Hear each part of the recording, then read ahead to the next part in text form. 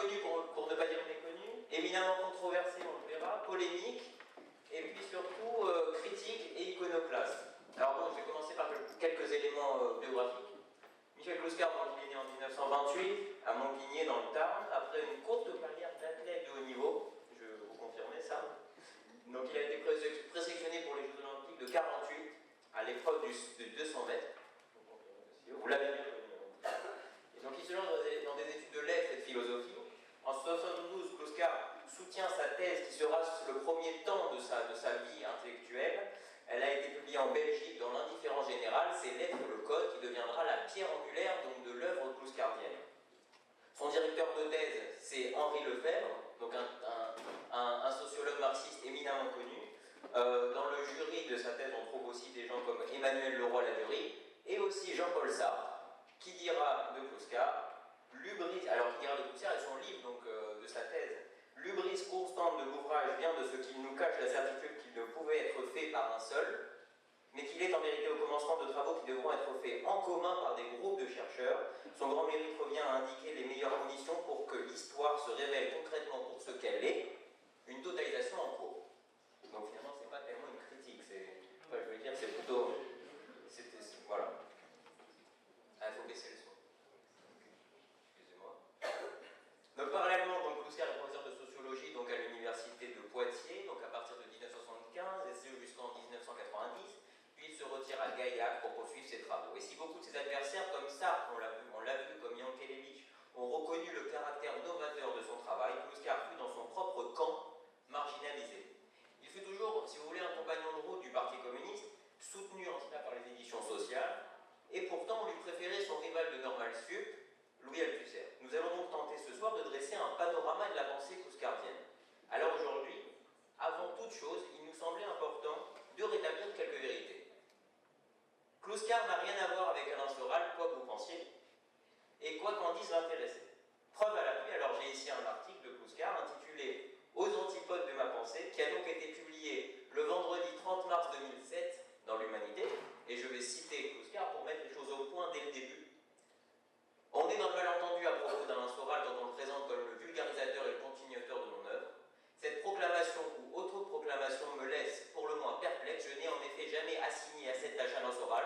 Je ne l'ai jamais désigné comme héritier, car si je lui ai reconnu, et que je lui reconnais certes du talent, je ne me reconnais pas du tout dans l'exercice qu'il croit bon de faire à présent de ses dons pour poser un statut de penseur, associé d'une manière quelconque nos deux noms, s'apparente à un détournement de fond. Voilà. Donc ça, c'est dit. Ah, il faut baisser le son. Alors, face à la récupération de l'héritage clouscardien par l'extrême droite, il nous semblait important de réaffirmer et d'insister le parti pris résolument progressiste de son œuvre. Et dans le même temps, nous tenterons d'éclairer quelques zones d'ombre, quelques malentendus, et notamment son positionnement par rapport au mouvement féministe, notamment dans le livre Le capitalisme de la séduction dont je vous parlais hier, M. Monvier. On pourrait se demander pourquoi cette récupération était possible. Serait-ce parce que la gauche radicale et le Parti communiste ont largement ignoré ces interventions dans le débat public? Dans sa 11e thèse sur Feuerbach, Marx et Engels clameront « Les philosophes n'ont fait qu'interpréter diversement le monde, mais ce qui importe maintenant, c'est de le transformer. » Et Clouscar l'a compris, lui qui fit de ces concepts des outils fonctionnels dans un objectif de transformation du monde. Ainsi, outre le volet critique, il avança des pistes pour qu'advienne le socialisme, réactualisant l'idée autogestionnaire dans les métamorphoses de la lutte sociale, des luttes de classe, ou dans un autre livre d'entretien, Refondation progressiste. Cette récupération, elle peut être le symptôme d'une déshérence de la pensée critique à gauche. Alors, Clouscar peut-il être à l'origine d'une reconstruction du socle intellectuel de la gauche? C'est ce que nous verrons ce soir avec nos deux invités. Et c'est le fil conducteur qui mènera donc notre réflexion ce soir. Voilà. Merci. Et je laisse la parole à Marianne pour la présentation. Alors, pour parler de la pensée de Michel Clouscar, nous avons le plaisir de recevoir ce soir deux des meilleurs connaisseurs de cette pensée, puisque vous, M. Emery Dongy, vous êtes le directeur des éditions Delia, philosophe, directeur adjoint de la revue Pensée. Pour un peu resituer les choses, la revue Pensée a été fondée en 1939 par des intellectuels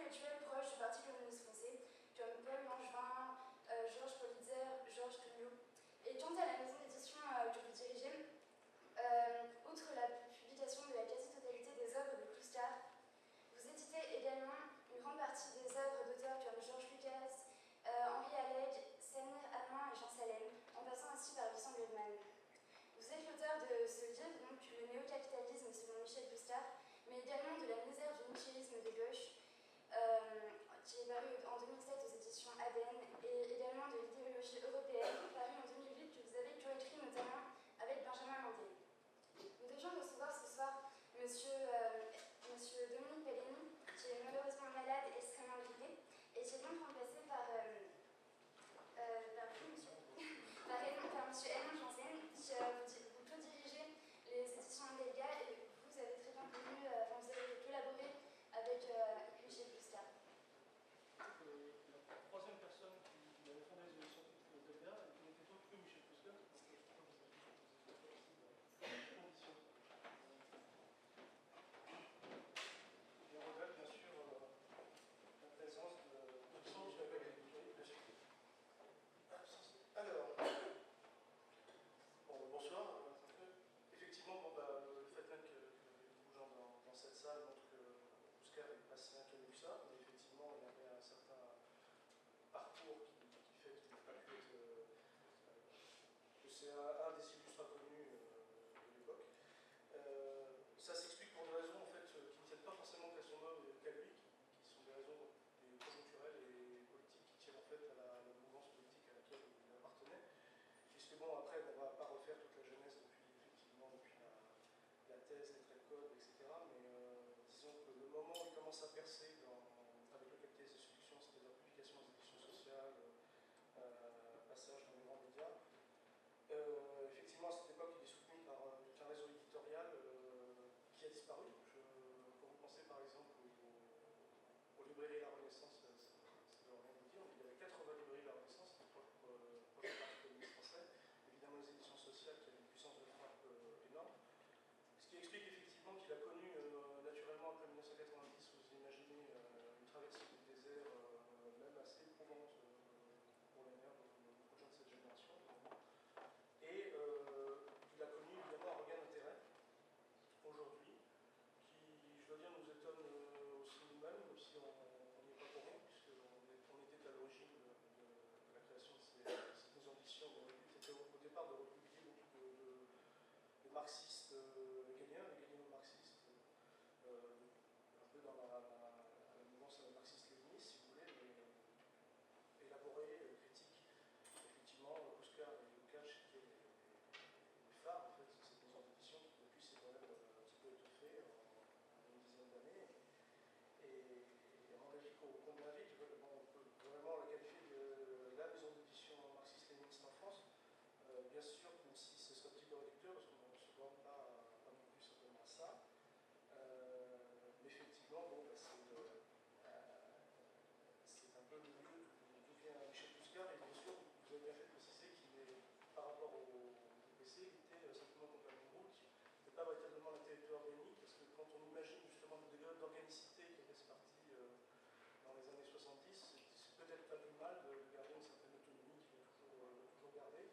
Il se trouve qu'avec le fait que bon, on ne rencontre plus véritablement dans Rome au PC depuis longtemps, et pas seulement d'un point de vue strictement formel par certains amoureux, vous connaissez très bien, 23 février, tout ce qu'on connaît, fin du marxisme-léninisme, de la dictature du prolétariat, du centralisme démocratique, effectivement l'engagement dans l'Europe, bon, qui pour beaucoup de communistes, et pour moi, est un drame. Moi, je ne jette pas la pierre, effectivement, de toute façon, je salue beaucoup de fraternité, les communistes qui sont dedans, dehors, qui essaient de se battre de toute façon pour le communisme, mais effectivement,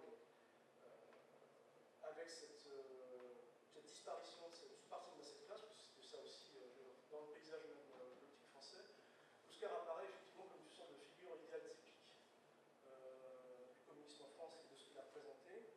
Ce qui d'ailleurs explique pourquoi il est si mal compris aujourd'hui, parce que c'est cette famille de pensée qui peine aujourd'hui à se faire comprendre pour des raisons évidentes, même si j'ai l'air de parler avec beaucoup de nostalgie, pas tant que ça, parce que justement, quand on va vers les 40 ans comme moi, on n'a pas 20 ans, on a connu vraiment une époque nettement pire. Effectivement, donc ça va revenir du marxisme, bien sûr dans le monde, et surtout dans notre pays, bien sûr la crise, du retour de l'impérialisme tous azimuts. Et c'est tout à fait naturel que Puscar retrouve un certain intérêt. Effectivement, dans un contexte où la démarxisation a eu lieu, pire encore, la déségalisation de l'université a eu lieu, ce qui fait qu'on comprend encore moins les présupposés de Puscar.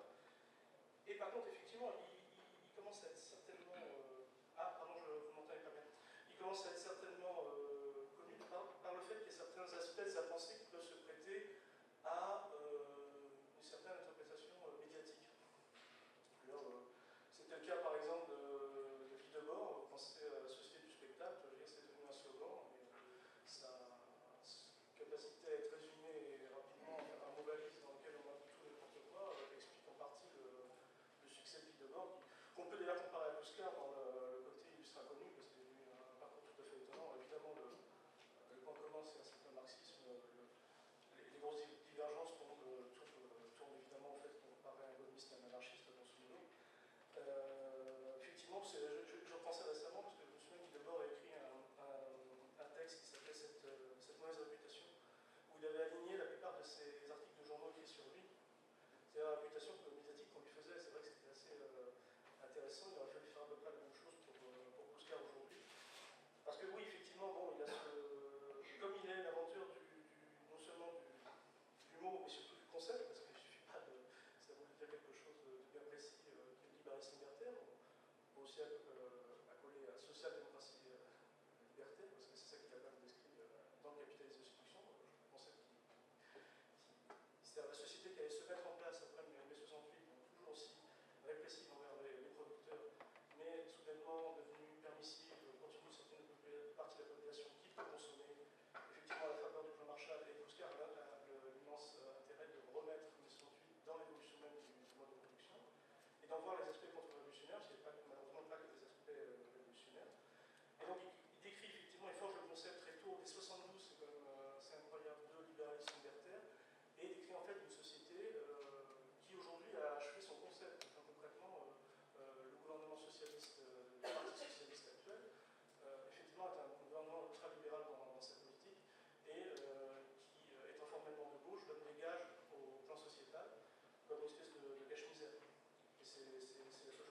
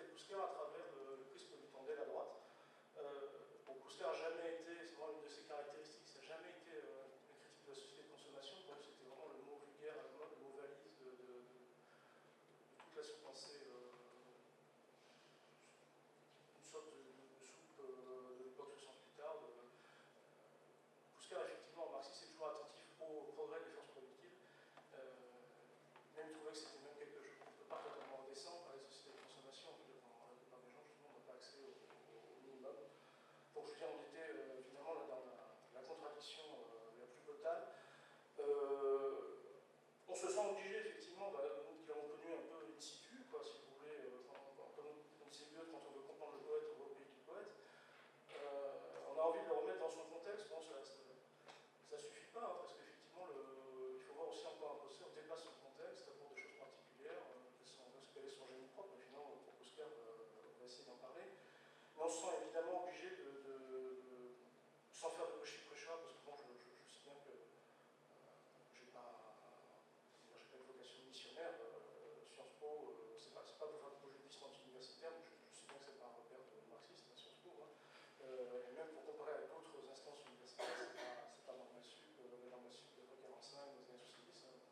Mais simplement, je me sens obligé de le rétablir dans son contexte, tout simplement. Vous voulez comprendre, ça peut être intéressant même pour des gens qui sont même très à droite. Hein. C'est intéressant de le comprendre. Donc, essayons de, peut-être même, je pensais, vous avez un modèle heuristique qui est très célèbre à Sciences Po, c'est le modèle des trois droites, de René Raymond. Modèle qui a d'ailleurs oui, une portée heuristique évidente, parce que ça permet de comprendre les choses dans le temps long, les grandes familles politiques.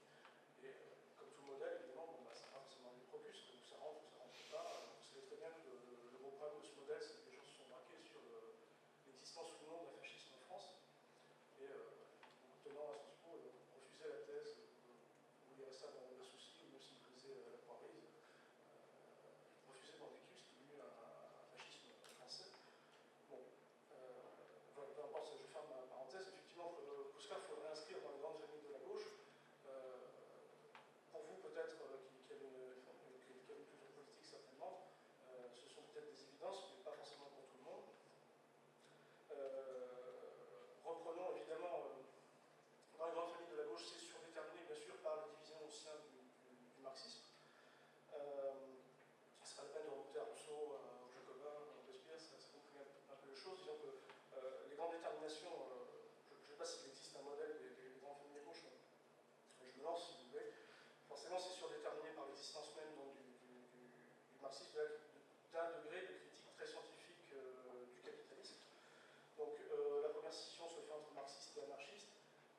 Scission qui est sans doute, moi, pas la plus importante, pas la plus significative, parce qu'on oublie toujours, mais quelqu'un comme Bakounine était pressenti pour traduire le Capital, donc je veux dire même un anarchiste cohérent et pas toujours proudhonien. Souvent, il accepte Marx comme théoricien économique, enfin moins critique de l'économie politique, même si les divergences sont surtout organisationnelles.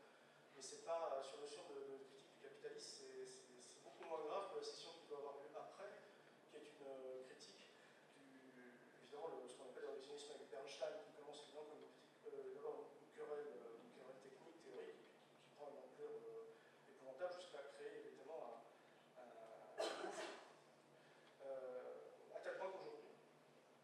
Oui, ouais. Juste pour essayer de concentrer un peu sur tout ce Ah oui, mais je vais la boucher très vite, parce que mon but c'était d'expliquer, parce que c'est important à comprendre, parce qu'effectivement il y a le marxisme et le keynésianisme, parce qu'aujourd'hui il y a énormément de penseurs qui se disent marxistes et capitalisme qui sont d'un point de vue keynésien, ce qui n'est pas le point de vue Oscar, ça c'est très important. Et en même temps, bon, à l'intérieur même du marxisme, vous avez souvent une opposition entre les marxistes-léninistes et les gauchistes. Vous savez qu'il y a un texte de Lénine, il faut se référer à Lénine, critique de ce qu'il appelle le gauchisme. Effectivement, quand je vois qu'on utilise, en 68, le divorce est profond entre les marxistes-léninistes et les gauchistes, je ne dis pas qu'il est toujours amené à se reproduire de la même manière, avec la même profondeur, c'est ça qu'il faut comprendre, c'est ça je pense que c'est important. Ça reste quand même, parce qu'aujourd'hui, quand je vois qu'on utilise Kouskar dans un discours anti-gauchiste, vous savez que pour les gens de droite, tous les gens de gauche sont gauchistes, de Mao Tse-tung à François Hollande, c'est le mot qu'ils disent comme effectivement des gens de gauche pas forcément cultivés, de facho, de réact, d'autres. Effectivement, quand je vois ce détournement de sens, c'est-à-dire quand on utilise le mot gauchiste dans un cadre non léninien, non précis, effectivement, là, il y a effectivement un détournement fond. On a parlé de l'individu, mais dans cet article, il y a aussi. Le Pen est aux antipodes de ma pensée, je veux dire, c'est toute une famille politique concrètement dont il s'agit. Effectivement, ça c'est quelque chose qui me. Je veux dire aussi que, effectivement, cette divergence qu'il y a entre les léninistes et les gauchistes, elle n'a pas toujours vocation à s'exprimer avec la même acuité. Effectivement, face à la droite, il y a au moins l'anticapitalisme en commun. Donc, je veux dire,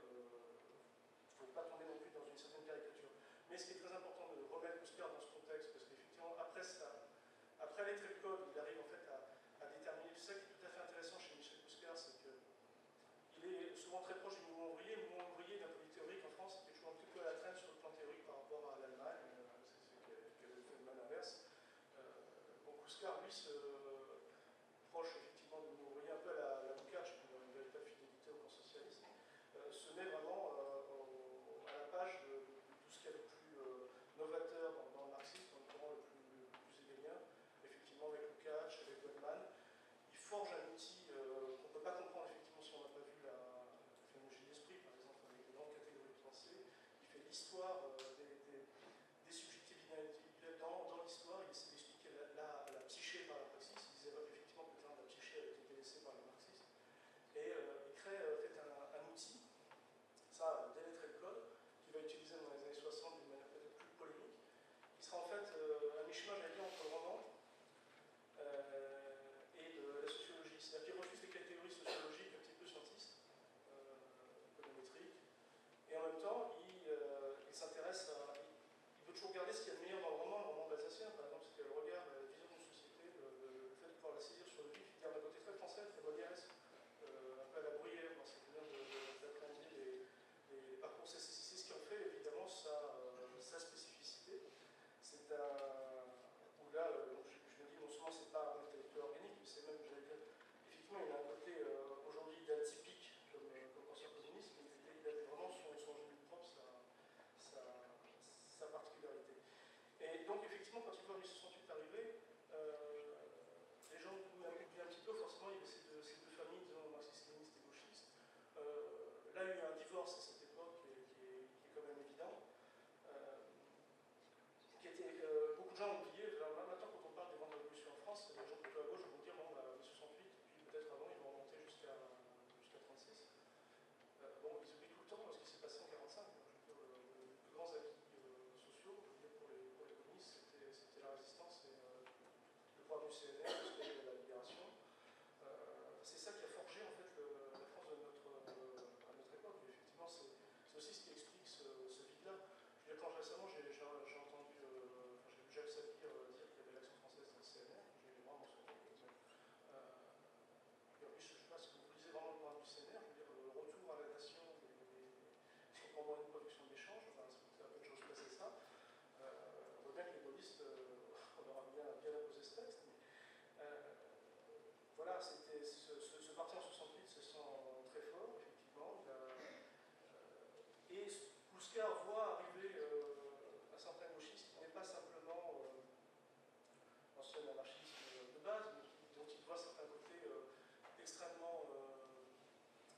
je veux dire, quand on commence à attaquer d'emblée les organisations ouvrières en prenant une forme de spontanéité, quand on insiste à fond sur les différences naturelles entre les jeunes et les femmes, les hommes et les femmes, les jeunes et les vieux, quand on commence à exalter le désir créateur, c'est les pensées à la Deleuze, il commence à se demander s'il n'y a pas dans cette droite-là, dans cette gauchisme-là, il commence à se demander s'il n'y a pas carrément presque des thèmes fascisants. Effectivement, il ne faut pas... Il y a beaucoup de gens sincères là-dedans, on voit le parcours. Ce qui s'est passé après mai 68. Moi, ce qui m'amuse aussi, c'est que il faut évidemment, comme je dis, à gauche, il y a au moins quand on a l'anticapitalisme en commun, on peut toujours discuter, sachant que c'est quand même important. Mais beaucoup de gens sont très contents de ce qui s'est passé en 68, pensent vraiment que ça a été une énorme révolution. Effectivement, il y a une révolution dans les mœurs. Donc déjà, cette révolution dans les mœurs, si vous ne changez pas le mode de production capitaliste, elle est obviée effectivement par ce mode de production. Mais quand même, on oublie une chose, c'est que cette révolution, elle a lieu dans tous les pays industriels, systématiquement. C'était le développement des forces productives qui l'a produite. On ne voit pas tellement ce qui est spécifique après 68.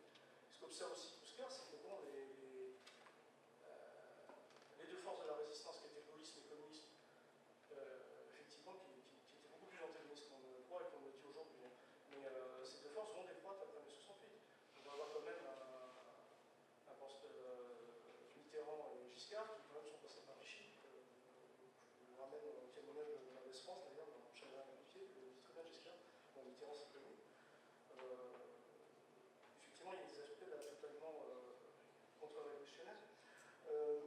Mais effectivement, ce que voit Michel Kouskar en marxiste, là, ça ne parle pas simplement de l'analyse de la société molièresque, alsacienne qu'il fait, mais il fait aussi une analyse marxiste vraiment de base, c'est l'évolution du mode de production, on s'appuie sur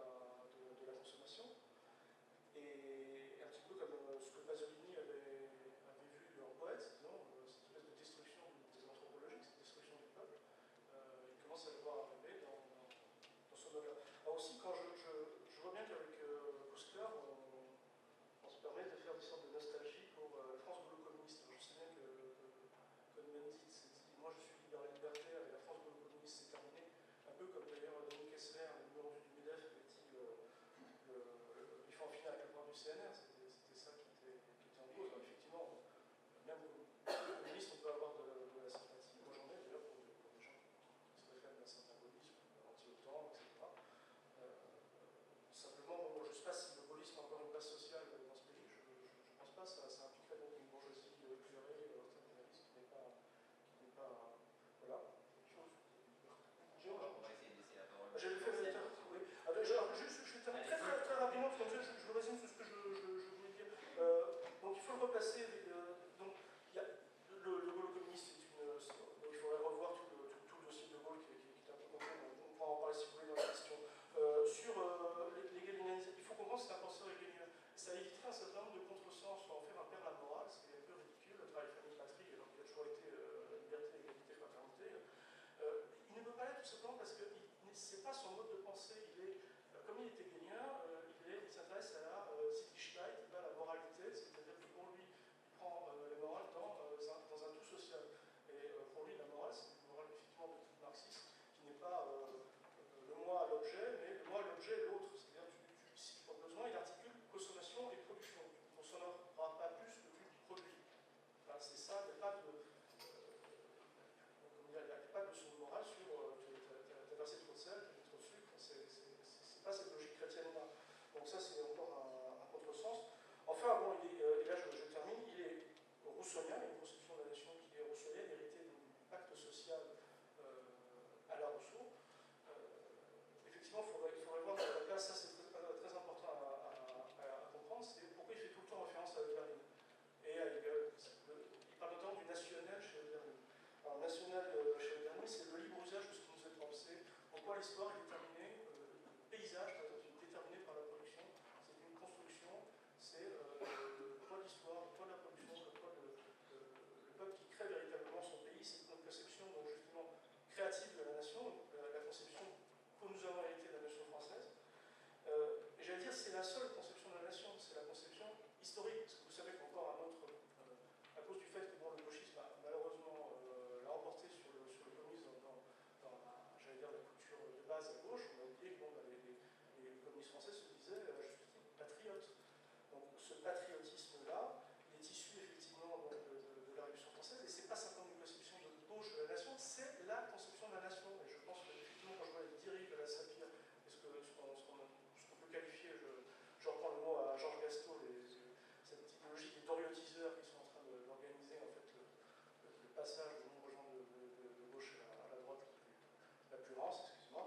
Bon, effectivement, les communistes n'ont jamais pensé que les fascistes étaient porteurs de la nation. Non seulement, vous voyez le terme national-socialiste, tout le monde sait qu'évidemment il n'y a rien de socialiste, quand on dit chacun est führer dans sa propre entreprise, et vous savez bien, en se permettant de faire du colonialisme, l'exploitation des peuples, les temps d'extermination par le travail, bien sûr, on n'est pas dans le socialisme. Mais même la notion de nation, quand vous commencez à réduire les gens en communauté, à les diviser les uns les autres, ou à exclure des gens du cadre national, effectivement, vous détruisez la nation, vous ne faites que détruire la nation. Donc dire qu'il faut s'allier avec telle ou telle patrie à droite, ça ne veut rien dire. La nation, elle vient de la gauche, elle restera à gauche. Voilà, merci.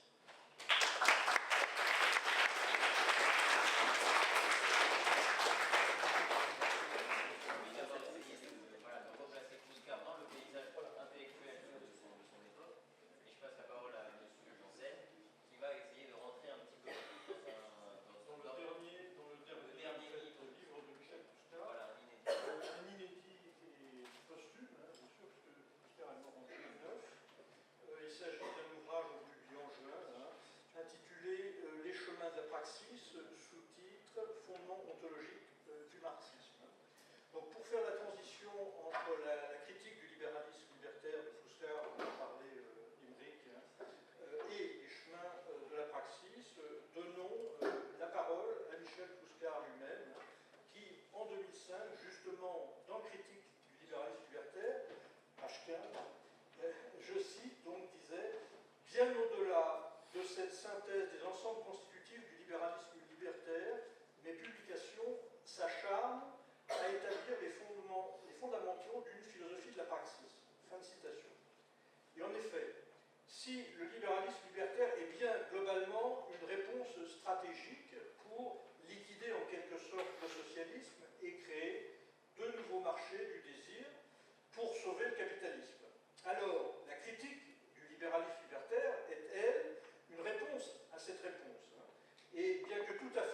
nécessaire et a de ce fait un caractère contextuel et n'est pas l'ultime aboutissement du projet de Kluskar, qui est d'un niveau plus général, à savoir une philosophie de la praxis.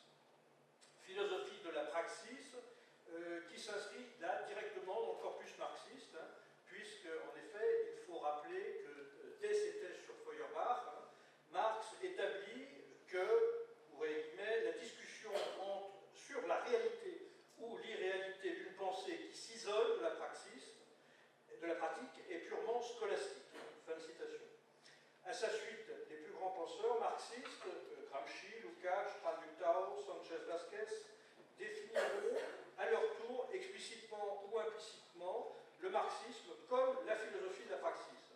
Donc, Michel Kluskar, ici, creuse simplement encore cette définition qui lui est antérieure, quand même.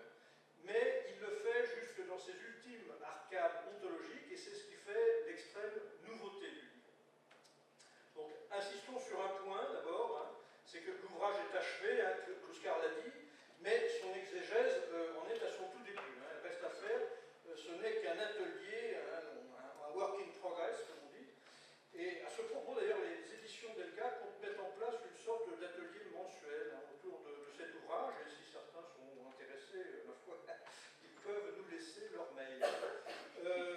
Dans ce sillage, quelques précautions méthodologiques préliminaires prescrites par Jean-Paul Sartre lui-même en 1972, dans sa recension du premier livre somme de Michel Kluskar, Lettres et le Code, et que l'on devrait encore accentuer pour les chemins de la praxis, vu la densité de l'ouvrage.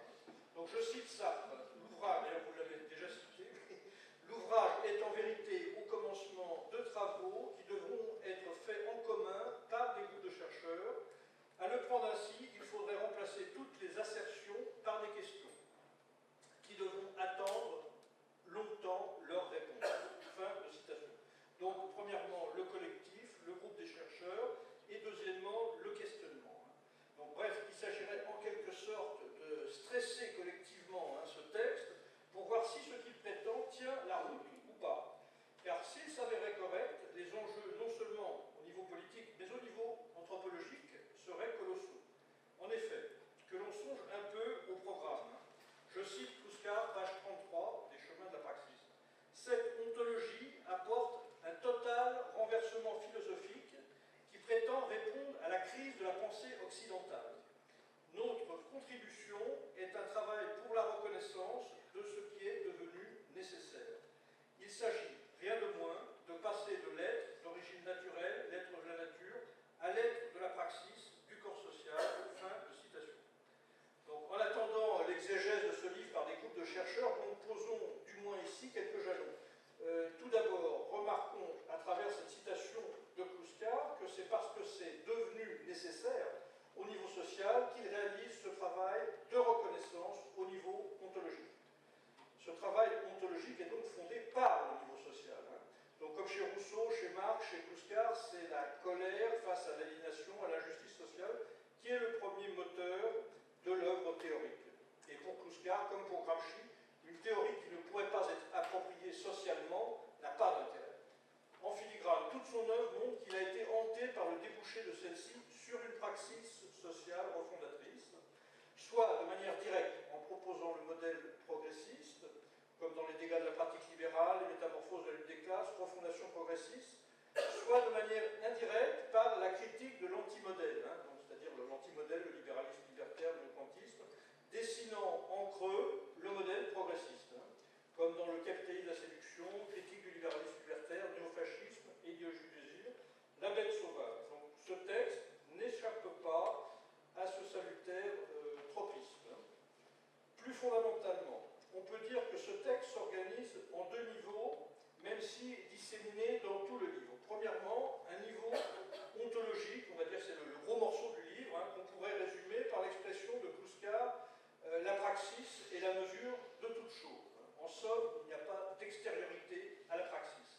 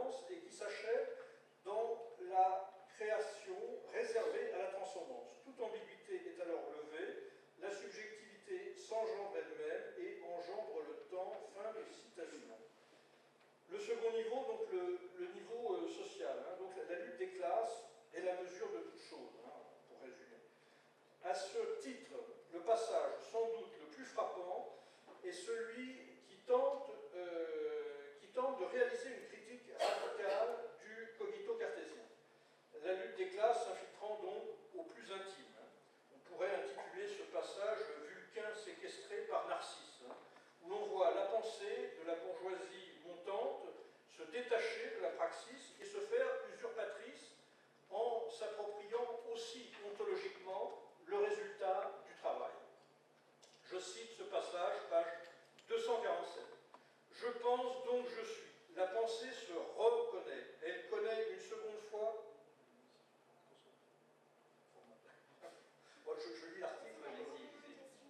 D'accord. Il y en a pour 5 minutes à tout passer. Donc, je pense donc je suis. La pensée se reconnaît. Elle connaît une seconde fois elle-même. D'immanente au procès de production, elle s'extrait du fer pour se reconnaître en son autonomie. C'est une nouvelle identité, mais tautologique et formelle. C'est le grand renfermement du cogito cartésien. La pensée se fait penser de la pensée, identité parfaite qui arrête le temps, mais qui retire la pensée de la praxis. Alors, le face-à-face d'un cogito vidé de substance et d'une substance inintelligible. Certes, ce cogito échappe à la différence, mais parce qu'il s'exclut de la praxis, il est le grand récupérateur de classe. L'identité formelle est le moyen d'un pouvoir. Descartes tire le pont-levis pour faire du cogito une citadelle assiégée. S'il restaure le processus identitaire, c'est pour se refuser la praxis. Du coup, il réduit la res cogitans à une tautologie, il fige et rédifie. Le cogito cartésien est l'expression de la bourgeoisie de robe qui accède au pouvoir culturel de l'État-nation.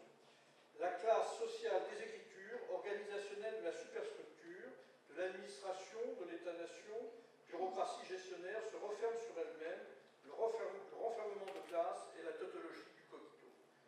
Notons dans ce passage le fait central que le moment historique, justement, de la forclusion de la praxis, concomitante au surgissement du cogito cartésien, s'avère aussi justement le moment historique étymologique du capitalisme. Donc je raccourcis le texte. Où mènent alors ces chemins de la praxis? Par anticipation du travail des futurs groupes de chercheurs, esquissons une première piste. Avec sa critique du cogito cartésien, Kluskar nous a montré un sujet qui s'est détaché de la praxis en une autonomie tautologique débridée. La pensée se fait penser de la pensée qui s'extrait du fer, se refuse à la praxis.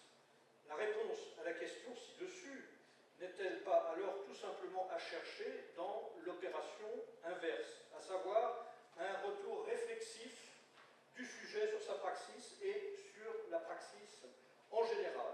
Et là, le travail effectué par Kluskar au niveau ontologique, l'établissement de la matricialité ontologique de la praxis est bien sûr capital pour nourrir et conforter ce processus de retour réflexif. Comme le dit admirablement Kluskar dans Critique du libéralisme libertaire, page 348, la praxis accède à la pure représentation de son être. Le réel devient totalement rationnel, c'est le niveau ontologique. Et cette représentation peut alors proposer l'organisation politique de la praxis. Le rationnel devient totalement réel, et c'est le niveau social. Les chemins de la praxis mèneraient alors, en quelque sorte, sinon du je pense donc je suis au je fais donc je suis, du moins du je pense donc je suis au je pense que je fais donc je suis, c'est-à-dire à une praxis réflexive. Donc, petite digression conclusive, il est établi donc au moins depuis Hegel que dans l'Antiquité le sujet n'existe pas.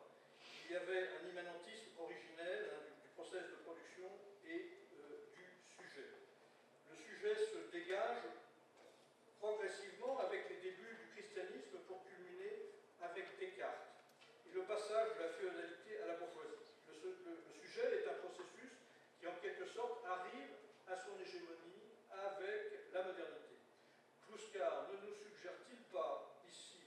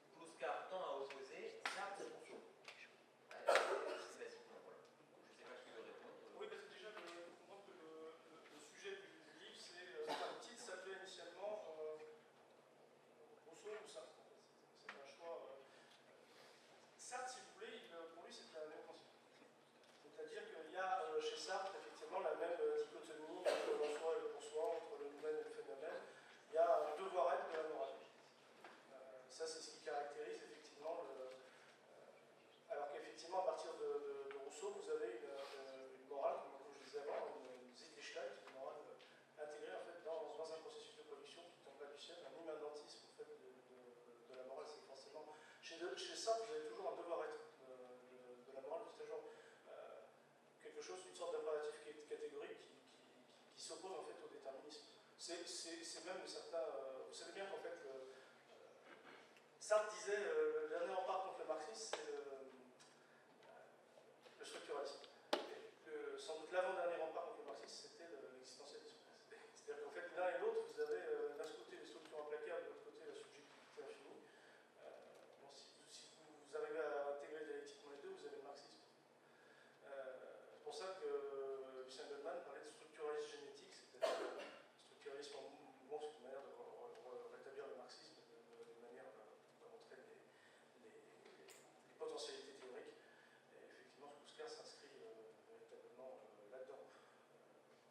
Bon, alors oui, c'est d'ailleurs étonnant parce que bon, cet éloge de Sartre, j'aime beaucoup parce que bon, Sartre ne faut pas nous être complètement négatif, hein, c'est aussi un très grand penseur de grande classe.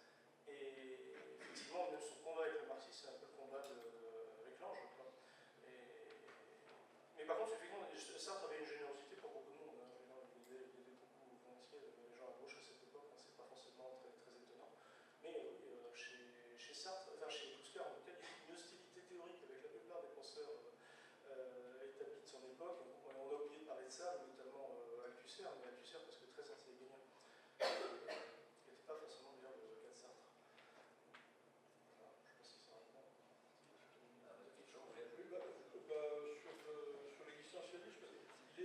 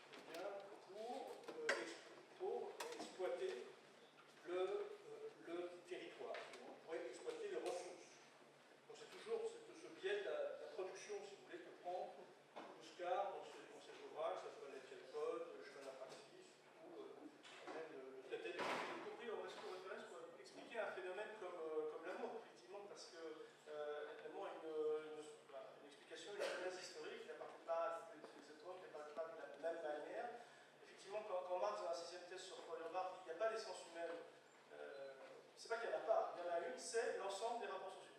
Donc si on peut définir l'homme, on le définit comme un rapport. Déjà, le capital, ça c'est le vendre à l'approche de Marx, n'est pas défini comme une chose, un enseignement d'argent, c'est un rapport d'exploitation.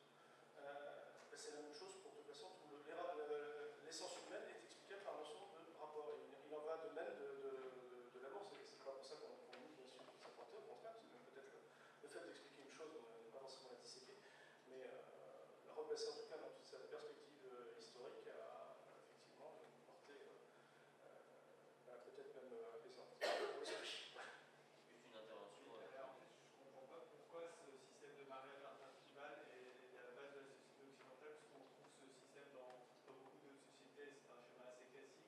Oui, là il s'agit de l'explication, il faut revenir à Denis Rougemont, c'est l'explication sur le mouvement d'Occident, et ça n'a pas une portée, on n'est pas dans une explication mondiale. Voilà, Est-ce que tu avais des questions sur le féminisme? ouais, on a fait une Je pense que c'est assez un peu raison. On a fait une aparté, donc je vais traiter la morpho pour essayer de bien comprendre. Bouscard, c'est pas seulement le libéralisme libertaire, c'est aussi voilà, des travaux assez divers, etc. On va essayer de revenir sur le capitalisme de la séduction. D'abord, avant toute chose, vous avez employé une notion sur laquelle j'aimerais revenir, c'est la notion de marché du désir. Est-ce que vous pouvez, parce que je ne sais pas, est-ce que vous pouvez nous expliquer concrètement de quoi il s'agit? Marché du désir, effectivement, là, vous avez évidemment des choses qui viennent éliminatoirement à la pensée. À partir du moment où vous réduisez le désir au marché, vous marchandisez le désir, vous êtes dans faire une partie humaine surdéterminée par des rapports de production, d'exploitation. Effectivement, on a connu un certain nombre, à chaque moment de différents produits, de types de pratiques, parce que c'est aussi, c'est pas simplement des produits, ce sont des pratiques anthropologiques nouvelles à partir de ce capitalisme libéralisme libertaire qui se met en place. Et au final, surtout c'est ce qu'il y avait vu, c'est qu'avec la crise, de toute façon, ce modèle n'est plus soutenable. Donc comme les gens, comme ce modèle-là a été ultra-individualiste et comme effet de mietter complètement les individus entre eux, le type de révolte se fait sur le mode de l'obscurantisme, de l'ultra-individualisme, et c'est ce que... Pourquoi employer un mot valise? Parce qu'effectivement, après on est plus capable de nommer les choses quand elles arrivent clairement, pas forcément dans le stade du fascisme, mais dans le stade du boujadisme. Je veux dire, ça effectivement, bon, il y en a marre de ces gens de droite qui vous disent toujours vous avez que le mot fasciste à la bouche. Je leur nomme clairement les choses. Je veux dire, aujourd'hui, le pouvoir actuel, dans sa définition gnoséologique de ce qu'il offre dans les programmes comme vision du communisme, on est au premier stade du macartisme, employer ce terme, ça je crois que c'est à peu près clair. J'ai même été victime de censure à l'ascendant de la bibliothèque, ça me semble assez évident. Et de l'autre côté, effectivement, à droite, on est vraiment beaucoup plus dans le boujadisme. D'ailleurs, peut-être c'est-à-dire un des premiers degrés et d'ailleurs, Bouscard, c'est intéressant, il parle de boujadisme estudiantin à propos de 68. C'est-à-dire qu'il relie le boujadisme de certains rapatriés d'Algérie, le boujadisme de Boujad lui-même, et le boujadisme à la Condamnite, comme surplus le plan Marshall. Ça, c'est tout à fait... Pardon, tu veux... Non, mais c'est vrai que aussi un élément, si vous voulez, qui apparaît souvent dans le capitalisme de la séduction, quand il traite, si vous voulez, des emblèmes de ces marchés du désir, c'est que bon nombre d'entre eux sont liés à une négation du processus de production. C'est-à-dire que, par exemple, le flipper, par un seul bip, comme ça, un seul tilt sur le côté, vous déchaînez des orages magnétiques terribles, quoi. Et donc, en fait, c'est une manière aussi, il l'explique, de finalement, au niveau anthropologique, de négation du process de production, et de l'exaltation d'une consommation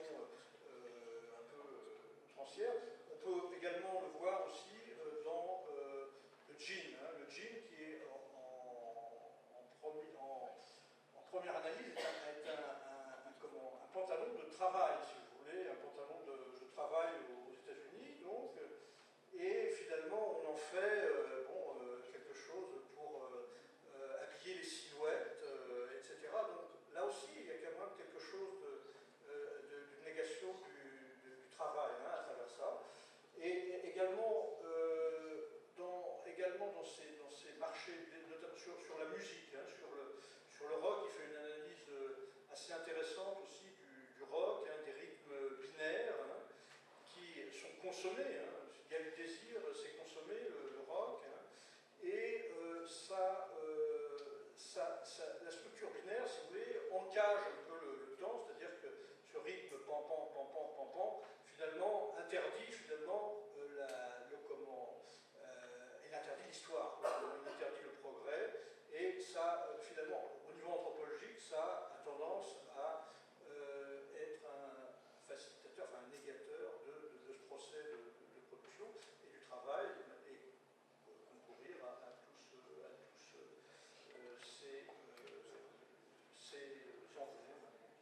qu'il a tout à fait bien analysés dans le capitalisme. Pardon, je peux couper la parole, mais je pense à un exemple, c'est Beaubourg. Là, ils ont magnifié comme objet d'art ce qui ressemble à une usine, mais qui n'est pas une usine. Pourquoi une usine, ça ne serait pas beau en soi? Pourquoi une voiture qui fonctionne, ce ne serait pas un objet d'art concret?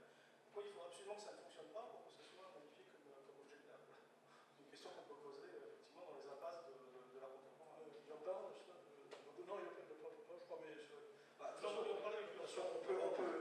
Il y a des tas d'exemples là-dessus, mais même si on n'en parle pas, on peut parler aussi de la nouvelle cuisine. Donc, c'est-à-dire la nouvelle cuisine, vous n'avez rien dans votre assiette et vous êtes censé aller travailler avec ça. Mais on ne peut pas. Donc, si on ne peut pas à la fois manger de la nouvelle cuisine et puis aller bosser. Donc, quelque part, c'est la nouvelle cuisine, c'est fait pour des gens qui ne bossent pas. Et donc, il y a trois haricots qui se croisent comme ça dans un fond d'assiette avec un nom gonflant. Voilà, juste une question, alors un point, une zone d'ombre. Voilà, juste avant de passer la parole au public, une dernière question qui porte sur la façon dont Kluster aborde le féminisme dans le capitalisme de la séduction. Il parle pour évoquer le féminisme, il dit que c'est une continuité du pouvoir mâle et il réinterprète totalement en fait tous les progrès sociaux, notamment la contraception et la pilule. Si vous pouviez revenir sur cette partie de son œuvre. Effectivement, Kluster se méfie d'une certaine utilisation du discours féministe. Je pense que c'est aussi dans l'intérêt de la libération des femmes, tel qu'il le comprenait. Effectivement, si on le sort de son contexte, c'est-à-dire qu'il est compagnon de route du Parti communiste, qui était le parti qui comptait le plus de membres femmes à son époque, qui avait présenté des candidates femmes bien avant l'obtention du droit de vote. Effectivement, quand on pense la véritable libération que représentait comme femme complète Rosa Luxembourg, par exemple, il faut passer dans effectivement ce contexte. Il se méfie effectivement d'une tendance à la naturalisation des positions effectivement naturelles, opposées, comme on dit, les jeunes et les vieux, les femmes et les hommes. Effectivement, et ça aussi, je pense qu'il rend service à certaines féministes pour mieux comprendre leur combat. Après, effectivement, c'est pas ce que vous dites sur la pilule, c'est pas une condamnation de la pilule, il explique comment en fait la pilule et cette avancée est utilisée dans la propagande de l'époque. Sur la contraception, évidemment, ça fait énormément penser à Jeannette Thorez Vermersch. Vous savez qui c'était Jeannette Thorez Vermersch? C'est une grande militante communiste, c'était la femme de l'épouse de Maurice Thorez.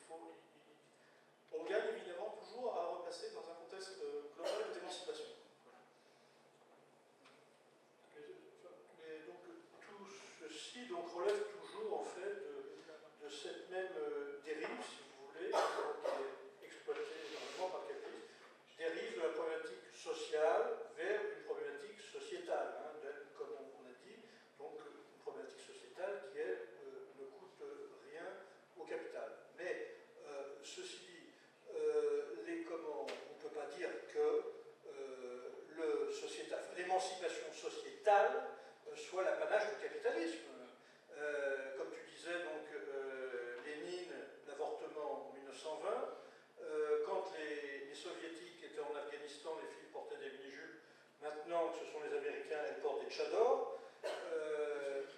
Rosa Parks, aux États-Unis, dans les années 1950, a dû se lever pour, enfin, ou plutôt elle n'a pas voulu se lever, et elle a eu un procès parce qu'elle était noire, elle ne voulait pas donner sa place à un blanc. Donc ça c'était en 1950. Donc l'émancipation sociétale n'est absolument pas l'apanage du capitalisme. Et dans le socialisme, ça se fait de manière tellement normale que j'ai envie de dire, on n'en parle même pas, quoi. Mais le capitalisme met ça en avant, effectivement, en tant que stratégie, pour faire une dérivée, donc affaisser la conscience politique, quoi, tout simplement. J'ai un autre exemple parce que je trouve qu'il est assez parlant. Les États-Unis, vous savez, ce pays sous le macartisme disait qu'il y avait deux péchés épouvantables, le communisme et l'homosexualité. Donc, ce pays en ce moment est en train de donner des leçons au monde entier sur le droit des homosexuels, notamment en Russie où paraît-il les athlètes homosexuels étaient menacés à Sochi, j'ai cru comprendre. Et effectivement, si tout le monde ne se met pas au garde à vous en adoptant leur conception qui se font de la défense du droit des homosexuels, c'est-à-dire sur le type gay pride, sur lequel moi j'ai pas d'avis particulier, mais effectivement il faut comprendre que dans le contexte russe, la Russie qui doit être visiblement à peu près à la France du général de Gaulle, bon, les développements sont un peu inégaux, mais c'est un peu du colonialisme d'exiger tout de suite, les gens se mettent tout de suite à votre niveau. Exiger tout de suite des gay pride, vu que les Russes se sentent plutôt encerclés par les États-Unis, sans doute à juste titre, c'est exactement leur dire bon, les homosexuels sont des suppôts de l'Occident. Enfin, en tout cas, c'est malheureusement donner grain d'amour à cette vision complètement délirante, évidemment. Et c'est faire du tort aux homosexuels dans leur pays. Et surtout quand en plus on défend les féodaux comme l'Arabie Saoudite et le Qatar, c'est grotesque. Arrêtons, y compris dans l'intérêt des homosexuels militants ou pas militants. Ça, c'est un choix personnel. On peut soit en faire une affaire privée, soit militer politiquement, et c'est tout à fait respectable. Mais effectivement, dans la défense de cette clause, arrêtons ce genre de manipulation. Juste une toute dernière question, après on va donner la parole au public. Mais une toute dernière chose pour donner vraiment un panorama assez large de ce qu'a pu faire Puskar. Pour sortir du néo-capitalisme, Puskar il propose un certain nombre de choses dans la refondation progressiste ou alors dans les métamorphoses de la lutte des classes. Il y a cette idée de travail collectif qui émerge, et puis il essaye, si j'ai bien compris, de réactualiser cette idée d'autogestion. Est-ce que vous pouvez essayer d'en parler un petit peu, monsieur? Bon, là effectivement, moi c'est pas des différences, Puskar, c'est simplement le constat, effectivement, le fait d'avoir 50 ans de différence, le fait qu'il y a de l'eau qui est passée sur le pont. On va publier bientôt des textes très théoriques de Puskar à l'intérieur même en fait, du débat avec les communistes, ça s'appelle Lettre ouverte aux communistes. On est en plein abandon de la dictature du prolétariat par PCF. Et là on comprend un peu mieux quelle était la stratégie de Puskar, parce qu'en fait ces textes politiques, les plus politiques n'ont pas été publiés, puisqu'il était quand même assez minoritaire. Enfin, il n'avait pas une position, en tout cas, majoritaire en grande partie, et surtout pas par rapport à un autre texte qui s'appelle le PCF, la contre-révolution libérale prolétaire. Et il me semble, quand je vois la position qu'il avait à cette époque, il se disait, vous savez, c'est devenu un objet de fixation, cette histoire de dictature du prolétariat et tout ce que ça véhiculait, par rapport à la position totalement, erratique d'Althusser, ultra-gauchisante, qui refusait tout abandon, évidemment, d'une théorie d'équilibratrice. Puskar disait, bon, comme ça a eu lieu en Russie, on peut de toute façon passer par toutes les formes de... comme on avait effectivement l'URSS qui nous servait de base arrière, on peut tenter n'importe quel, ce que Thorez appelait les voies nationales socialisme. On voit très bien tout ce qu'on a appelé une tentative de conquête du pouvoir par la coexistence pacifique, petit à petit, et notamment, Puskar, moi, ça me frappait, parce que malgré l'époque absolument déprimante qu'il vivait, il avait une confiance absolue. Il faisait vraiment confiance aux forces productives de manière presque mécanique, hein, mais c'était pas bien sûr quelqu'un de pas mécaniste, mais telle confiance qu'il disait bon, on va arriver en communisme, on ne s'en rendra même pas compte, tellement effectivement, c'est un logiciel de pensée qui a été formé, bien sûr, avant la chute du mur de Berlin. Et il en va de même pour l'air collectif et ce genre de théorie. Et malheureusement, il me semble qu'on rentre beaucoup plus dans une époque qui ressemble malheureusement très étrangement à la Première Guerre mondiale, c'est-à-dire des affrontements impérialistes, une classe ouvrière très faible, mais des contradictions du capitalisme tel que de toute façon on est une époque de crise, de guerre, et que, comme disait Gramsci aux fascistes qui l'ont emprisonné, vous amènerez le pays à la ruine, et ça sera à nous de le reconstruire, mais on est malheureusement dans ce type de scénario catastrophe.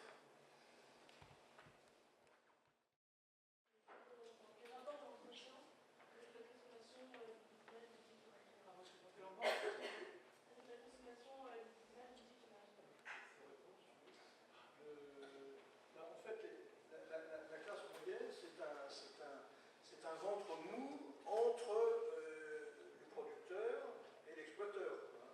Donc via la politique des revenus après-guerre, l'émergence d'une couche moyenne a un double intérêt, c'est-à-dire qu'elle va permettre finalement de faire tampon, si vous voulez, entre la classe des prolétaires, des ouvriers, et la classe de ceux qui les exploitent. Et un deuxième avantage, c'est finalement, comme après-guerre, il y a eu ces émergences de marchés de désir, etc., les cibles de ces marchés, c'était les couches moyennes. C'est-à-dire que finalement, on donnait certes aux couches moyennes, mais on récupérait aussi, puisqu'on leur faisait acheter des trucs qui servent plus ou moins à rien. Donc on récupérait, finalement, comme le profit se fait à partir du travail, bien, le capitalisme pouvait s'enrichir, moyennant cette double ruse, finalement, du fait que voilà, ces couches moyennes sont bien utiles, finalement. Tout à l'heure, vous avez parlé vous avez dit, je vous cite, l'émancipation sociale peut se réduire à la seule émancipation progressive qui ne coûte pas au capital. Toute forme d'émancipation qui ne coûte rien va être promue, et moi j'ai envie de rajouter, toute forme d'émancipation qui rapporte capital va être promue. Donc cette question-là, ma question pose la linéarité de l'histoire dans l'œuvre de Bouscard. Est-ce que l'émancipation et la libération de la femme n'était pas une stratégie du capital par l'introduction d'un précariat dans l'armée de réserve du capitalisme? Et est-ce que le capitalisme aussi à court terme, c'est-à-dire que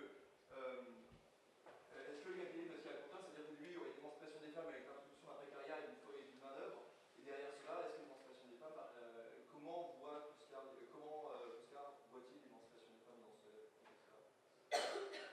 Une chose qui vient, c'est comme je vous la parole, mais une chose qui me vient immédiatement à l'esprit, pour qu'on comprenne bien l'exemple typique, c'est-à-dire l'émancipation qui coûterait au capital, c'est de dire Madame la ministre, Madame le ministre, mettre des EES partout dans les tracts, effectivement ça coûte absolument rien au capital. Faire des classes en crèche, ça coûte au capital. Dans les pays de l'Est, je ne veux pas absolument le magnifier parce que ça c'est de l'Est, mais c'était connu, vous aviez effectivement pour des crèches en RDA, par exemple, des crèches à n'en plus finir, les femmes pouvaient travailler. Effectivement, les femmes rentrent dans la production aussi pour des raisons, ça aide. C'est comme aujourd'hui, la crise des migrants, les Allemands adoptent, parce que c'est pas la de la main-d'œuvre. Effectivement, cette générosité, cet humanisme dépend en fait de leurs intérêts. Mais c'est une petite première réponse à vos interrogations. Il me semble, ce serait d'interroger sur le mode de travail. Il y a le travail comme aliénation, le travail comme émancipation. Il y a les deux choses. Il y a l'accès en fait à la praxis, c'est-à-dire vous avez deux choses séparées. Marx, la fin du capital permet une réduction du temps de travail. Et effectivement, quand vous avez sa description du phénomène du communisme dans l'idéologie allemande, c'est-à-dire une sorte d'homme complet, total, un peu touche à tout, mais il y a un rapport à la praxis. Donc effectivement, le rapport entre la femme et le travail, il a cette double facette. Il ne faut jamais oublier que même dans le processus même dans le pire mode de production capitaliste, vous avez toujours des interstices de socialisme, vous avez toujours un rapport de force, vous avez toujours des contradictions, et c'est dans ce cas-là que ça rentre. Et de toute façon, on peut dire c'est Félix Culpa, l'entrée des femmes dans le monde du travail, les a aussi, dans l'enseignement, de façon massive, émancipées du poids de la religion, du poids de l'oikos, où elles étaient cantonnées. Mais effectivement, effectivement, de toute façon, c'est la même chose avec quand Marx, il suffit de relire Marx et le manifeste, c'est ça, je ne comprends pas aussi, on va dire, tendance à droite à nous faire miroiter les superbes mérites du socialisme féodal. C'est une boutade chez Marx, parce que le féodalisme n'a jamais été socialiste, hein, mais effectivement, il y a eu ceux qui ont noyé dans les eaux glacées du calcul égoïste, c'est-à-dire les bourgeois, les capitalistes, de toute façon, ont créé les conditions même de l'émergence du socialisme. Sans ces conditions matérielles, concrètes, ce développement des forces politiques, vous ne pouvez pas avoir d'émancipation. Après, il y a un autre débat à l'intérieur du marxisme, c'est est-ce qu'on pouvait dépasser, sauter les étapes dans les maillons faibles. Ça, c'est la problématique du léninisme. On a écrit on va pas régler la question ce soir, mais de toute façon, il faut voir dans quelle problématique, quelle tension dialectique ça s'inscrit. Voilà, je ne sais pas si ça vous... Non, juste pour appuyer ce que vous dites, effectivement, le capitalisme gagne dans ces cas-là sur effectivement deux tableaux. Hein. Donc il gagne d'une part du point de vue de la lutte des classes, parce qu'il a fait dériver vers des luttes sociétales, hein, et il échappe aux luttes sociales, et secondo, il crée lui-même les cibles des marchés porteurs, que sont les marchés de désir, qui ciblent les jeunes, les femmes, je ne sais, moi, toutes les catégories naturelles. Voilà. Donc, la stratégie du capital, évidemment, on peut la voir depuis des décennies, c'est toujours d'opposer la femme à son mari, le jeune au vieux, voilà, le basco-breton, etc., etc.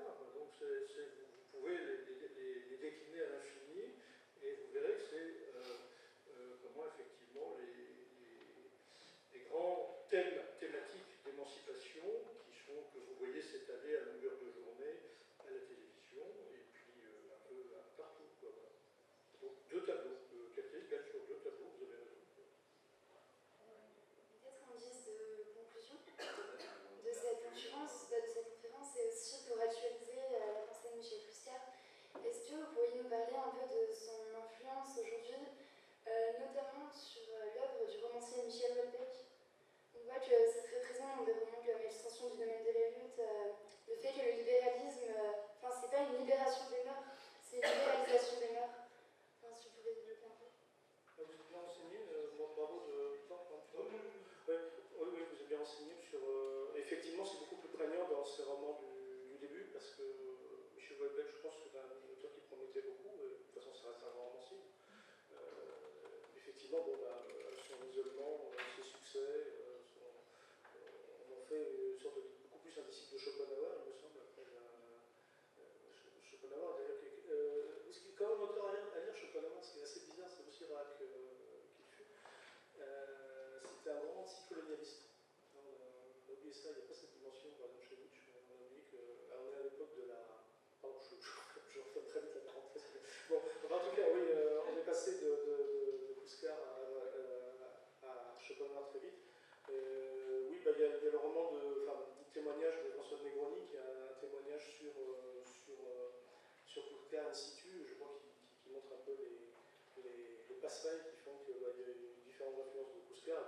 Heureusement, Clouscar, il a lu vraiment tous les milieux, que ce soit justement sur les anards avec Michéa ou Éric Zemmour, aussi bizarre que soit-il, qui n'attrape pas le cinéma. Évidemment, chez Houellebecq, il s'en est inspiré. Le passage se fait, vous allez encore rire, ça se fait par la revue 20 ans. Vous savez, vous avez peut-être oublié ça, je ne sais pas si ça existe aujourd'hui, mais non, vous n'avez pas connu. C'était une revue justement pour les jeunes filles de 16 ans, parce que vous regardez 20 ans. Il y a même un roman photo fait par la rédactrice qui s'appelait Isabelle Chazot, une femme remarquable d'intelligence. Et elle avait réussi à faire un roman photo marxiste avec Clouscar. Donc vous voyez que... Et je sais que ça passe aussi par là, donc bon, voilà, heureusement que là encore, bon, quand la pensée ne peut pas arriver là, effectivement, c'est certainement intéressant de discuter dans un cadre universitaire. Et peut-être c'est sans doute le début du. Moi, ce que je demande, c'est effectivement une interprétation, je veux dire, pied à pied du texte pour le mettre sur table. Effectivement, vous ne pouvez pas avoir l'interprétation d'un auteur si vous ne lisez pas l'entièreté de son œuvre, si vous ne le remettez pas dans son contexte, si vous ne voyez pas les auteurs qu'ils ont lus, etc. Une interprétation universitaire Puskar fait encore défaut aujourd'hui, mais va venir. Et effectivement, bon, c'est amusant aussi de voir la façon dont un auteur est compris, passe par divers chemins de traverse. Voilà. Puskar aujourd'hui, voilà l'intérêt de Puskar, Puskar, c'est comprendre aujourd'hui. Puskar, Houellebecq. Peut-être pas Houellebecq.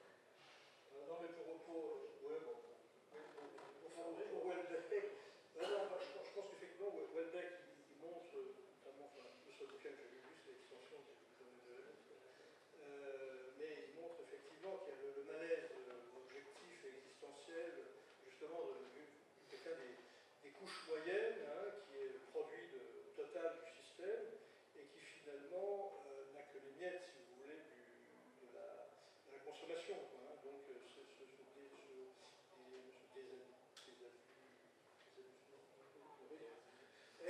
et voilà, donc alors il le traite, mais ce qui lui manque à Houellebecq, c'est de traiter la production. C'est-à-dire qu'il ne le traite que du point de vue de la consommation.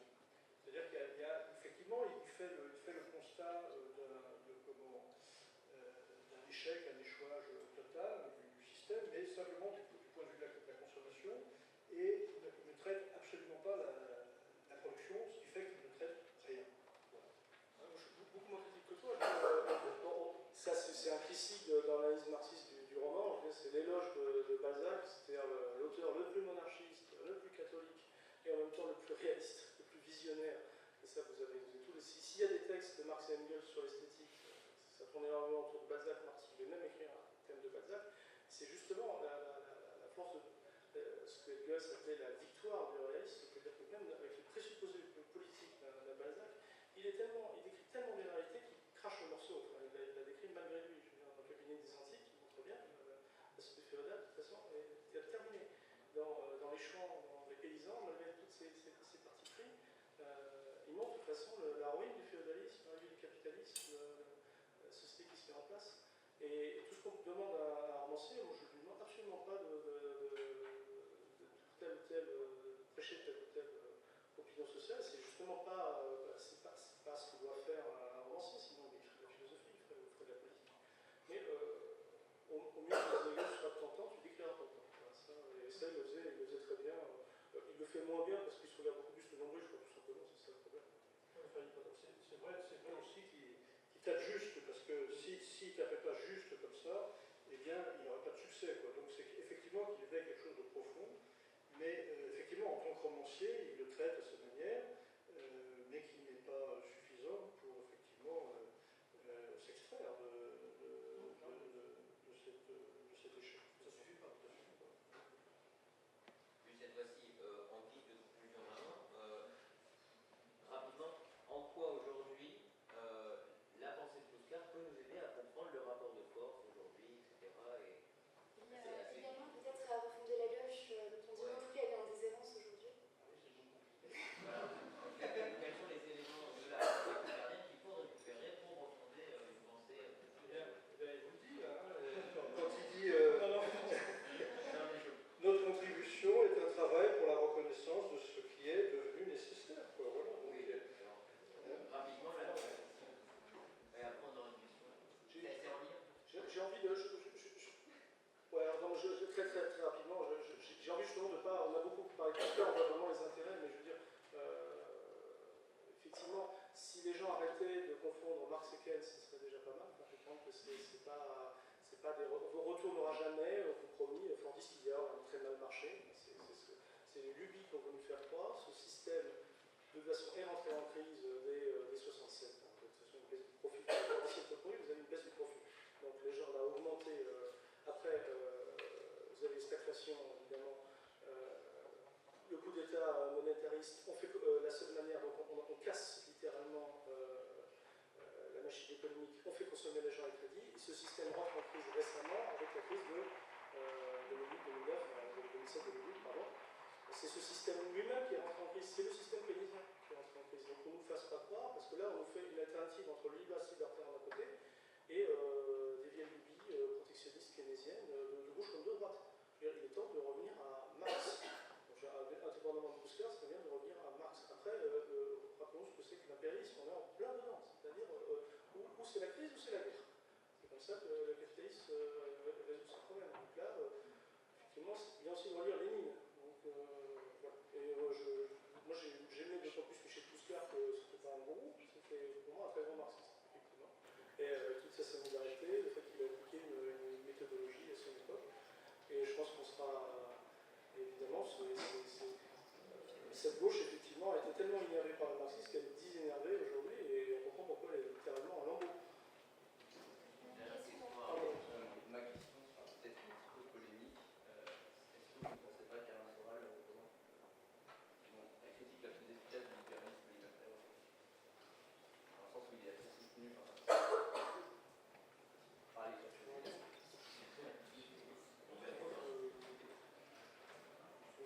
Non, mais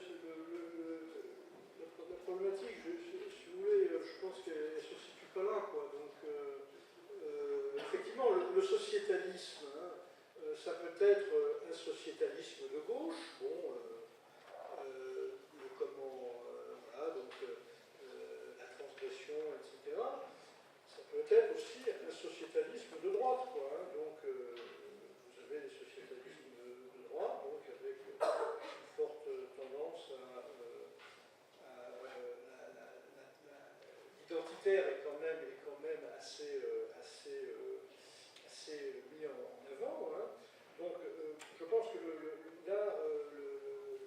maintenir le champ du politique, si vous voulez, entre un débat entre du sociétalisme de droite et du sociétalisme de gauche, là, à mon sens, est un faux débat. C'est-à-dire qu'effectivement, on est entraîné vers des choses qui empêchent finalement de parler de l'essentiel, c'est-à-dire du social. Quoi.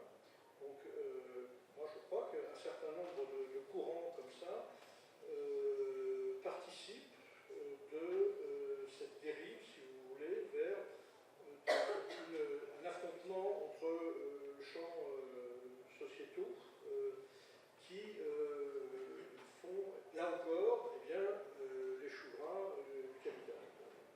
En fait, merci, tu m'as répondre parce que effectivement, cette mouvance à droite dont vous parlez, elle a une caractéristique, comme tout, comme les anciens mouvements fascistes, c'est de récupérer certaines tendances au mouvement ouvrier. Vous savez qu'une des caractéristiques du fascisme, c'est contrairement aux dictatures de droite, il ne suffit pas de mettre le clergé et l'armée, on essaye effectivement de copier, je ne sais pas, une forme d'organisation de masse, on donne quelques gages, un vague discours social, côté un petit peu charismatique, d'embrigadement des masses, ça c'est une caractéristique du fascisme. Donc effectivement, vous avez toujours une reprise et une déformation de termes qui viennent de la gauche. C'est intrinsèque même à ces formations de droite et d'extrême droite. J'en veux pour preuve aujourd'hui la notion de laïcité.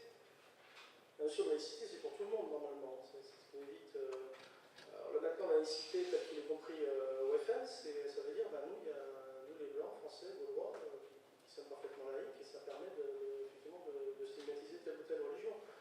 Et en fait, le débat entre les gens que vous avez parlé et les autres, c'est de savoir quel va être le commissaire idéal. Ils se sont même carrément en fait, sécessionnés sur cette question. C'est-à-dire, est-ce que ça va être en gros les juifs ou les arabes par rapport aux français. Et après, ces gens-là se sont réclamés le principe républicain.